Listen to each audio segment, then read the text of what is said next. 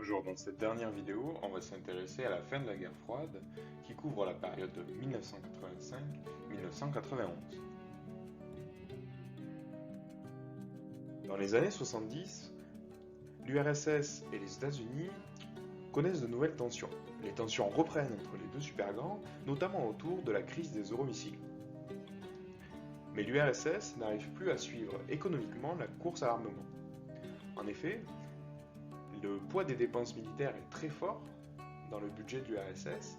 Cela représente entre 13 et 14% du revenu national, de la richesse en fait produite dans le pays, tandis que les États-Unis n'utilisent entre guillemets que 6 à 7% de leur richesse pour les dépenses militaires.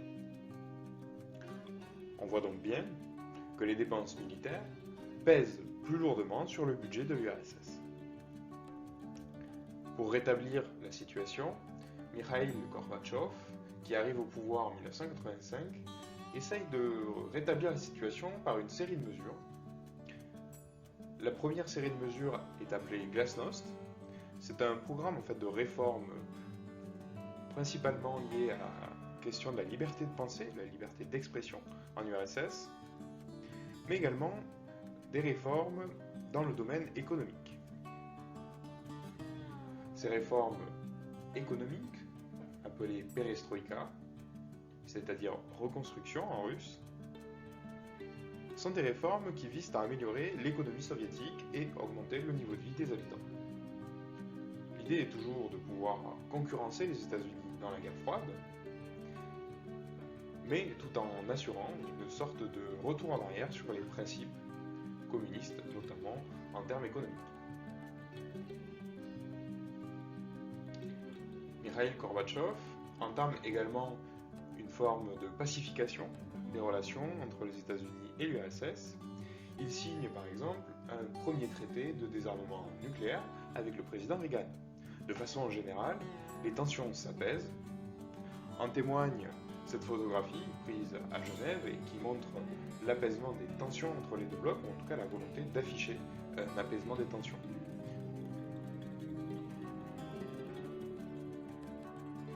Les réformes menées par Gorbatchev et les tensions nées à l'intérieur du bloc de l'Est entraînent l'affaiblissement de l'influence soviétique.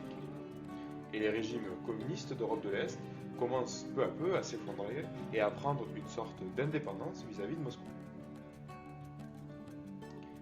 Les circulations entre l'Est et l'Ouest sont rétablies, ce qui rend finalement inutile le mur de Berlin, car en fait, le rideau de fer commence à avoir des sortes de trous.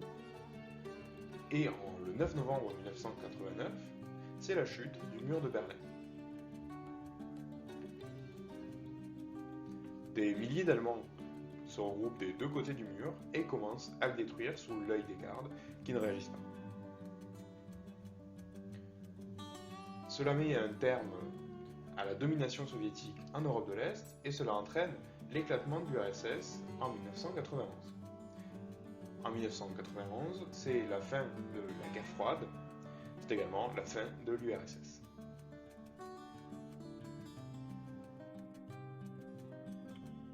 En résumé, on avait vu que la période de 1975-1985 était une période de tension, mais à partir de l'arrivée au pouvoir de Mikhaïl Gorbatchev en 1985, on a bien une période de baisse des tensions avant l'effondrement définitif de l'URSS. En 1989, la chute du mur de Berlin est une étape importante et très symbolique vers la fin de la guerre froide. Finalement, en 1991, c'est la chute de l'URSS et la fin de la guerre froide. L'URSS n'existe plus en tant que telle. Après une étape transitoire, elle redevient la République de Russie, tandis que les pays d'Europe de l'Est commencent progressivement une transition démocratique. De même, la chute du mur de Berlin entame un processus vers la réunification des deux Allemagnes, c'est-à-dire de la RFA et de la RDA.